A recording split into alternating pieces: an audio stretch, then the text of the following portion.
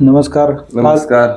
आज आपण करंजे जिल्हा परिषद गट आणि बलवडी पंचायत समिती गणातील उमेदवारांच्या संदर्भात जनतेच्या मनातील कौल जाणून घेण्यासाठी बलवडी गावामध्ये आलेला आहे. तर आपल्या बलवडी गावामधून उमेदवार पंचायत समितीला उभे आहेत. त्याचबरोबर बेनापूरमधूनही उमेदवार उभे आहेत पंचायत समितीला. जिल्हा परिषदला बेनापूरचे उमेदवार आणि भारतीय जनता पार्टीकडून मुळीचे उमेदवार. तर काय सांगाल या उमेदवारांबद्दल? काय तानाजी नाना पाटील यांनी बलवडी गावात भरपूर काम केलेलं आहे. आमच्या आग्राना नदीवर जवळजवळ 200 मीटरवर 17 बंधारे टोटल बांधलेले आहेत. त्यामुळे नदीचा बारमाही नदी चालू झालेली आहे. दुसरी गोष्ट, कॉन्क्रिटीकरण पूर्ण गावात त्यांनी केलेलं आहे. आणि पाणी फाउंडेशन तर्फे आपल्या तालुक्यातून देवेंद्र फडणवीस यांच्या मार्फत त्यांना प्रथम पुरस्कार मिळालेला आहे.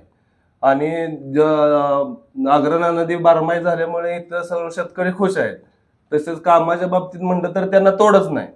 पाणी फाउंडेशन असू द्या, कोविडच्या काळात कोविड योद्धा म्हटलं तरी काय थोडक्यात हे नाही. त्यांनी व्हेंटिलेटर, बेड किंवा ॲम्ब्युलन्स कुठलीही सेवेच्या बाबतीत पूर्ण गावासाठी तालुक्यासाठी म्हटलं तरी काय वावगं ठरणार नाही.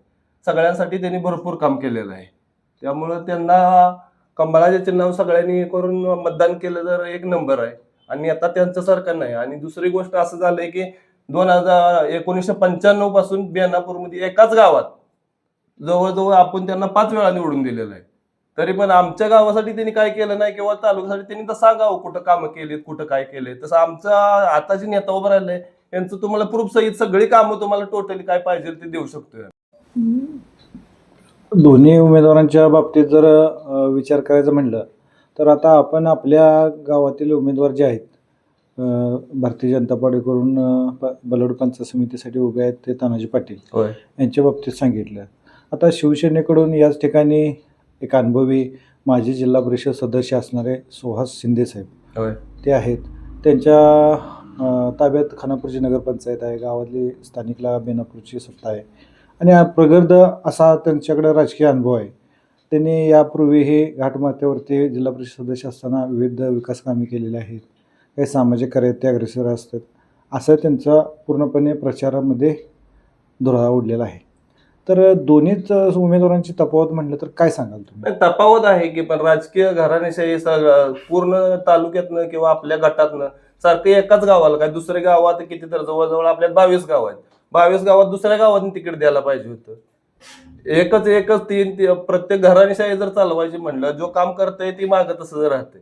तुम्ही नुसतं ह्याच्यासाठी जर करत असला, आपल्या घराणेशाही किंवा पदासाठी करत असला तर त्याचा काय उपयोग नाही ना.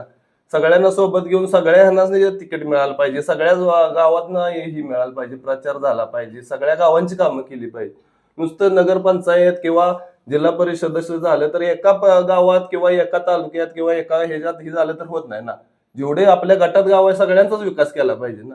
म्हणजे आपलं असं म्हणणं येत आहे की गटातील प्रत्येक गावाला यामध्ये नेतृत्व करण्याची प्रत्येक गावात नेतृत्व केलं पाहिजे, प्रत्येक गावात काम केली पाहिजेत, प्रत्येक गावाला निवडणुकीसाठी चान्स दिला पाहिजे. एकाच गावाला 95 पासून तिकीट आहे साहेब, असं आपलं मत आहे. 95 पासून एकाच गावाला तिकीट आहे. आता तर दोन्ही तिकीट एकाच गावात आहेत. आपल्या गावचे उमेदवार जे आहेत ते अतिशय सक्षम विकास करण्यासाठी सामाजिक कार्यात अग्रेसर आहेत. पूर्ण आपल्या खानापूर तालुक्यातच असा उमेदवार नाही किंवा नेता नाही सक्षम. आपल्या बलवडीकर म्हणून आपण आपल्या गावचे उमेदवार म्हणून त्यांच्या पाठीशी सक्षमपणे ठामपणे सर्व बलवडी सर्व आमचा करंजे गट म्हणजे सगळे मतदार आहेत ते उत्साहित आहेत. त्यामुळे काय अडचण नाही. कमळाच्या चिन्हावरून सर्व त्यांना विजय करणार, विजय होणार. हे दोन्ही उमेदवारांचे जर विचार केला तर बलवडी आपल्या गणामध्ये पंचायत समितीला कुठल्या उमेदवाराची हवा आहे असं तुम्हाला वाटतंय? नाही, हवा असं काय नाही, पण चुरशीची लढत आहे. पण त्यात आम्ही बाजी मारू, त्यात काय विषय नाही. 100% आम्ही बाजी मारणार.